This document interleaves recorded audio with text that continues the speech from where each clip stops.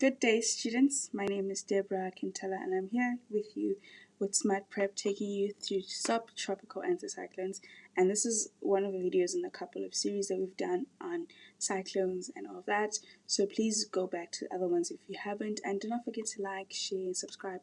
And we'll get right on into the video. Okay. So, what are some of the learning objectives that we have for this video?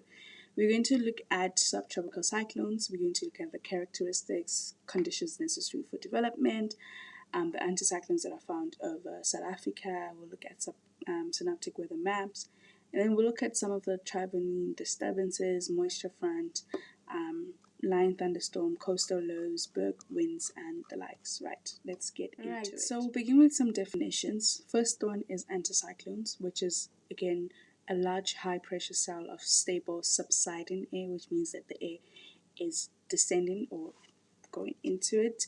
And then we have berg winds, which is a local wind that blows down the escarpment from the plateau to the coast. So the escarpment is that region. You see some images as we move on from the plateau to the coast, bringing hot, dry weather. Then we have cut of low pressure system, which is a low pressure cell that has become completely displaced over the land and moves independently of any air around it.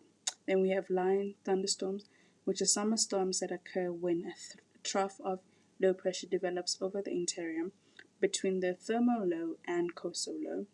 And then we have a moisture front, which is a boundary over the interior where warm, moist air blowing from the northeast, which is your Indian Ocean, meets cool air, cool, dry air from the southwest, which is your Atlantic Ocean.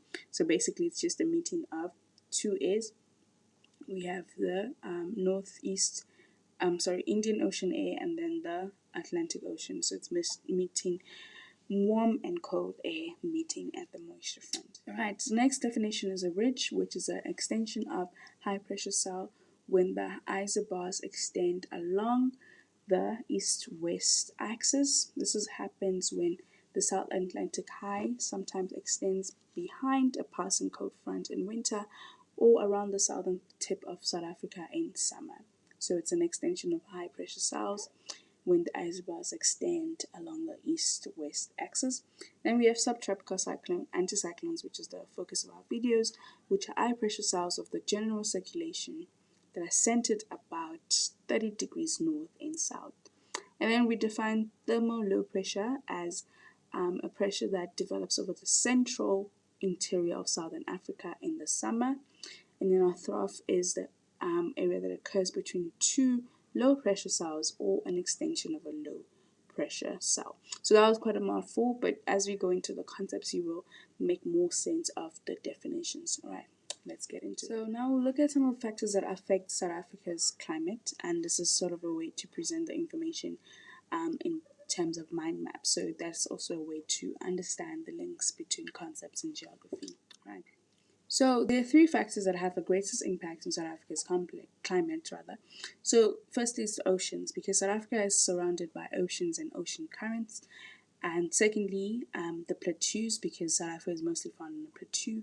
And thirdly, it's the subtropical high pressure belts. Right, so those three factors cause the typical weather that we experience in each season, and we're going to look at each factor in more details going forward. So the first factor we'll look at are oceans, right? South Africa is surrounded by the ocean, and the weather is influenced by ocean currents. So we have the warm Mozambique Aguilas current that is over the Indian Ocean, and this onshore winds bring warm air that has high moisture content. And we also have, in contrast, we have the cold Benguela current that is over the Atlantic Ocean that flows next to the west coast. And onshore winds, in that case, bring cold, cool air that has low moisture content. So we have a construct of high moisture content and low moisture content. And we'll see what that looks like and how it affects our temperature in the next slides. Okay, so because of the ocean currents that we have, it affects our minimum and maximum temperatures. So again, if you're not sure where the currents are flowing, you can see that the Mozambique current is moving from the east to the southern region, same as the Aguilas current, and those are both warm. So that gives us a bit more warm temperatures or lower temperatures as minimum, less than 7.5 degrees. But inland there, And then when we go towards the edge from the south to the west, we can see that there's Benguela current, which is a bit colder, and that gives us temperatures of 10 to 15 degrees as our minimum. In contrast, when we look at the effects of the maximum temperature, we can see that inland is a bit warmer. It's more 20 degrees that side, and then around edge of the coasts that are in to the west, we have temperatures that are a bit greater than 27.5 degrees. So figure 1.37 1.3.1c shows the seasons in which rainfall is received in South Africa. Right, the black area shows how rainfall decreases from east to west across the country, mainly due to Mozambique and Benguela currents. And then the east coast gets rain all year round, which will cause it to have a higher rainfall, while the west coast is a bit more arid desert region, so it receives very little rain. So it's not just the effect of the temperature, it's also the effect of the rain as well. Right, so the next thing we'll sort of talk about is the plateau or relief, and the interior part of South Africa is a high-lying plateau. So temperatures in South Africa are generally lower because the higher the altitude, the lower the temperature. That's just a common fact. So this is a cross-section of South Africa from west to east. As you can see, we have that plateau, and then we have an escarpment, and then it goes down the coast, right? So that will also have an effect on the temperature that we have. So it will be more lower temperature. Okay. And the third and final influence is the subtropical high pressure belt, and we've talked about this. We've alluded to this in earlier videos. Because of South Africa's latitudinal position, it's affected by three high pressure or anticyclones. Firstly, the South Atlantic anticyclones or high pressure cell, the South Indian, which is on the southeast direction, and we have this Kalahari anticyclone, which is more inland. So as you can see, just the image that shows all three factors at play, you can see that there is the tropical cyclone in summer around the 22 degrees sign that would bring tropical easterlies. We have the plateau's effect at 22 degrees with the the high pressures and anticyclones as well. You can see the South Atlantic on either side as well, the South Indian high pressure, as well as the Kalahari high pressure being inland. You also have the escarpment and the plateaus, and you have your warm front and the cold front, which is bringing frontal depressions in winter. So you can see the direction of the tropical easterlies is from east to west, and then the westerlies is from west to east, so that's bringing frontal depression, which is your mid-latitude cyclones that we've discussed earlier. Right, so you can therefore begin to get an appreciation of how different the country during different times of the year as well. Right, so we'll move on to some of the conditions that are necessary for the development of subtropical anticyclones. So firstly, we need descending air from the tropical and mid-latitude cyclones at 30 degrees north and south of the equator, right? So we need air that would be sinking, as we said in the definition of anticyclones already. So if you can look at this image here, you can see that there's a high pressure south, so you can see how the air is sort of descending. If you look at the colors, you see the blues and the reds, so we'll get into that now. Okay, so what are some of the characteristics of a subtropical anticyclones? The first one is that it's anti-clockwise circulation, and then the air is coming from the top, and so it diverges at the center. So it swirls around and comes into the center and diverges. So there's dry descending air, which results in stable atmospheric conditions, and therefore that intensifies a high pressure system. Then you have clear skies because we have the air that is coming away into the center, so that's clear with sunshine. The wind therefore blows outwards in anti-clockwise direction in the southern hemisphere. And then we have the adiabatic warming of descending air in the anticyclones. The anticyclones in general are responsible for the semi-arid conditions over South Africa. It affects the climate of South Africa because of its location at 30 degrees south and it's more prominent in winter over South Africa because of the northward migration of the ITCZ, which is, if you remember from earlier videos, the Intertropical Convergence Zone. Right, so now we're going to go on to the three anticyclones that have an impact on South Africa's climate, and we're just going to broadly just a bit look into them and the differences a bit more. So the first one we'll discuss is the South Atlantic anticyclones, which is, as you can see, it's more southwest, right? Location is near the Namibian coasts, and it's semi-permanent and semi-stationary. The changes are seasonal, and it's linked to the seasonal shift of the ITCZ. It gives us clear, stable weather. The air moves anti-clockwise around the system as expected. The cool, dry air moves into the western and southern coasts. So you can see that if you look at the direction of the air sort of moving inland, it may deflect mid-latitude cyclones away from the coast in summer. Right. So when it rides in behind the cold front, the weather along the cold front will intensify. If you see, compare the first image to the second one, right? The second one has a cold front that is there, so it intensifies that cold front because of now the winds are a bit more stronger, right? So the second type of anticyclones are the Kalahari anticyclone, which is usually located above the central plateau. So it manifests differently in the summer versus in the winter. So in summer, the temperature is obviously warmer above the plateau, and therefore we have this thing called an inversion layer, which is formed above the escarpment, right? So there's going to be moist air from the Indian Ocean that therefore flows into the interior because the escarpment is because it's moist air, it will result in summer rainfalls as well. And also the air that is coming from the atmosphere is also weaker and will have less of an influence, so it will be trapped above the inversion. The next thing in winter, we usually have temperatures that are lower, and then cool, dense air sinks onto the interior. But now that sinking air compresses and gets up adiabatically, which causes the lower layers to be warmer than those that are above. Right, so in this case, we have the inversion that is formed below the escarpment, right? So this means that the pressure system is resting on the escarpment, and the warm air from the Indian Ocean cannot therefore reach the interior. So you can already imagine the different type of climate conditions that you would expect or experience in summer versus in winter. So the third anticyclone is the South Indian anticyclone, which is located on the east coast of South Africa. It's usually semi-permanent and semi-stationary, and in the system, the air moves anti-clockwise, right? So when we're close to South Africa, moist winds reach the coast and blows over the warm ocean.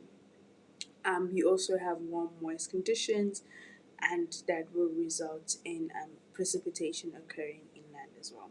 Right. So in this next slide, we're going to be discussing the difference between winter and summer conditions, and just sort of define what we've learned so far. So as you can see there's a representation of the cross section, and again you can see the difference on the positioning of the anticyclones in winter versus in summer. Not the anticyclones, the escarpment rather. And then so in winter it says that anticyclones are in their northerly positions and allow cold fronts to affect the country. So if you look at the plane or top view, you can see that a lot of the low pressure cells and the cold front of that is inland. And then the mid-latitude cyclones move closer to the southern coast. We have frontal rainfall that develops over southwestern Cape. The interior is usually cool, dry, and clear because of the dominance of the Kalahari anticyclone. As you can see, it's more closer to the escarpment. The inversion layer is formed below the escarpment, and then the Kalahari pressure system rests on the escarpment and prevents warm air from the interior ocean to reach the interior. So we therefore have berg wind conditions that develop. In contrast, in summer, the anticyclones are in their southerly position, so they move down a bit, and they prevent the cold fronts from affecting the country. The Kalahari anticyclone is not present on the surface, but is located upper, and warm air can therefore rise and form the terminal low pressure that brings conventional thunderstorms over the interior. The warm, moist air moves in over the escarpment from northeast to bring clouds and rain into the interior. We therefore have higher temperatures and humidity over the interior, and things like moisture front and squall line thunderstorms can develop. So the next thing we're going to discuss now are traveling disturbances, which develops when a thermal or heat low pressure cell and a coastal low is located over South Africa, as you can see in those pictures, right? So the low pressure trough forms, and then we have moist air that is fed into the interior. This occurs in summer when the low pressure dominates the interior, right? The moisture front develops where the cool, dry air from the southwest meets the warm, moist air from the northeast. So we have cool, dry air from the southwest direction, right? As you can see from that sort of South Atlantic anticyclone region, and then you have warm, moist air from the northeast, so sort of from the South Indian anticyclone or the Aguilas current, right? And then the cool air lifts the warm air, which cools adiabatically, condenses, and then we have cumulonimbus clouds. So if you can see the cross section, you can see that there's warm air from the South Indian, and then there's cold air from the South Atlantic, and then that leads to cumulonimbus clouds forming. Then you're going to have rainfall to the northeast of the moisture front, and then lastly, this will result in this means that no rain falls to the southwest of the moisture front, right? So the rain is more on the northeast side of the front, right? So that's how traveling disturbances are formed because of the thermal or heat low pressure cell located, and also the coastal low that is located across South Africa. Right. So let's discuss some of the impacts that a traveling disturbance will have, right? Let's begin with the negative one. Obviously, it will result in thunderstorms, which will cause damage in summer. We'll have torrential downpours that will lead to things like flooding. The hail, thunder, and lightning that also comes about will damage property and crops. And then some of the positive impacts is that you will have water in the dams. There will be relief drought in the interior. And then the heat and the pressure from the lightning will turn nitrogen in the air into natural fertilizer for the soil. So it's sort of a paradox that a bad thing can also be a good thing. But too much of a bad thing would be bad, right? So even with the fact that you might have water in the dams, it might just flood as well, right? So now we're going to look at the intersection between moisture fronts and line thunderstorms. So line thunderstorms develop along the moisture front, right? So when the thermal low pressure and coastal low pressure cell is located over South Africa, as we discussed earlier, this results in a low pressure trough that feeds warm, moist air into the interior from the northeast. And you need to be mindful of the directions of where this kind of air is coming from, right? That converges with the cold, dry air from the southwest. So the cold air lifts the warm air, which cools adiabatically, condenses and forms tall cumulonimbus clouds, as we discussed earlier, and this will bring about thunderstorms, heavy rain, and possible hail as well. This can also occur at night and it's not caused by heating of the atmosphere, but the convergence of the two air masses with the cold, dry, dense air and the warm, moist, less dense air meeting together. So it's convergence that leads to this huge thunderstorm. So it's not created mostly in the atmosphere, it's created by this meeting of two different air masses. So similarly, as we discussed for the traveling disturbances, the negative and positive impacts are the same. Thunderstorms will bring flooding and then hail and lightning, and then positively more water, relief droughts, and the natural fertilizer. So it's basically similar answers. Now we'll talk about how coastal low pressure cells are actually formed, right? This develops during summer and in winter in South Africa. And as you can see, the direction there is that the air moves in a clockwise direction around the cell. This low pressure systems caused completely different weather on either side of the pressure cell because of the different air masses that are moving. On the one side of the pressure cell, air will move from the land, right, to the sea and will cause warmer, drier conditions, which are called offshore winds. So it's moving from land to the sea. And the other side of the pressure cell, where the air moves from the sea to the land, which will bring moist, cloudy conditions, that can bring rain along the coastline areas, which are called onshore winds. So this is the difference between onshore and offshore winds. Then the low pressure system moves from the west to the east along the coastline, as shown in the images above. Right. Now, the impact of the west coast is that onshore winds are cold and dry with limited moisture, while offshore winds are warm and dry with no moisture.